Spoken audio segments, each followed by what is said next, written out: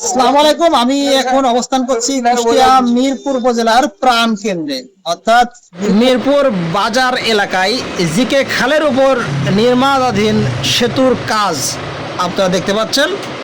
সেই ব্রিজের উপরে কিন্তু দাঁড়িয়ে রয়েছে। আপনারা জানেন যে ব্রিজটি দেখছেন, এই ব্রিজ কিন্তু মিরপুর উপজেলাকে কিন্তু একটা বিভক্ত করেছে। অর্থাৎ আপনারা জানেন যে এই ব্রিজ পার হলেই কিন্তু মিরপুর উপজেলা প্রশাসনের বিভিন্ন দপ্তর, যা কিন্তু মিরপুর উপজেলাবাসীর জন্য একটি গুরুত্বপূর্ণ স্থান। সেখানে কিন্তু যাবার জন্য দেখছেন যে মিরপুরের যে দুই পাশ, অর্থাৎ মিরপুর উপজেলা বিভিন্ন দপ্তরের যে পাট এবং এই পাশে যে কৃষি ব্যাংক রয়েছে বা বাজার রয়েছে বা ইগল চত্বর বাজার রয়েছে, এই সাইডের পাট কিন্তু আলাদা হয়ে গিয়েছে।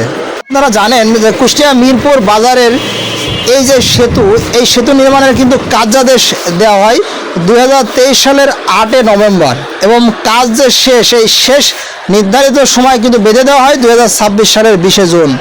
এরপরে কিন্তু দেখছেন আমাদের মিরপুর ভেড়ামারার এমপি তিনি কিন্তু 30 জুন পর্যন্ত একটি আলটিমেটাম দেয়। কিন্তু এখনও যে কাজের পরিবেশ 30 জুনের ভিতরে কাজটি সম্পন্ন হওয়া সম্ভব কিনা প্রশ্ন আপনাদের কাছে। প্রায় 18,67,17,000 টাকা ব্যয়ের এই বাস্তবাধীন প্রকল্পটিতে সেতু নির্মাণ করেছে যে প্রতিষ্ঠান, সে প্রতিষ্ঠানটি হলো concrete and steel technologies limited ও রানা বিল্ডার্স প্রোপাইটার লিমিটেডের যৌথ উদ্যোগে।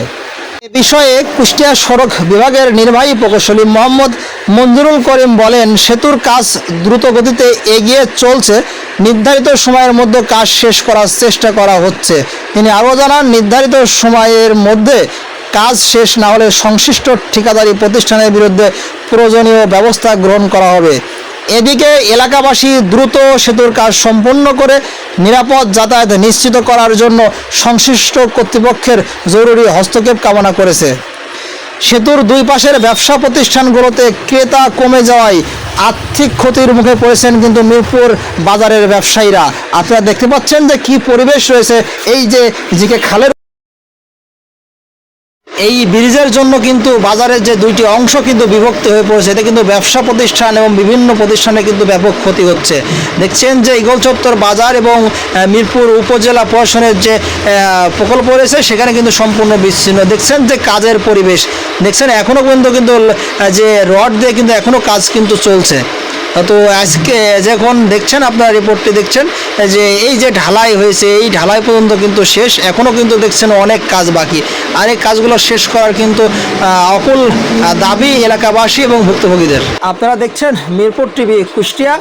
আপনারা আপনার এলাকার বিভিন্ন উন্নয়নমূলক কাজ, বিভিন্ন ধরনের তথ্য মিরপুর টিভি কুষ্টিয়া টিভি চ্যানেলকে দিয়ে সাহায্য সহযোগিতা করবেন এবং সঙ্গে থাকবেন। সবাই ভালো থাকবেন। আসসালামু আলাইকুম।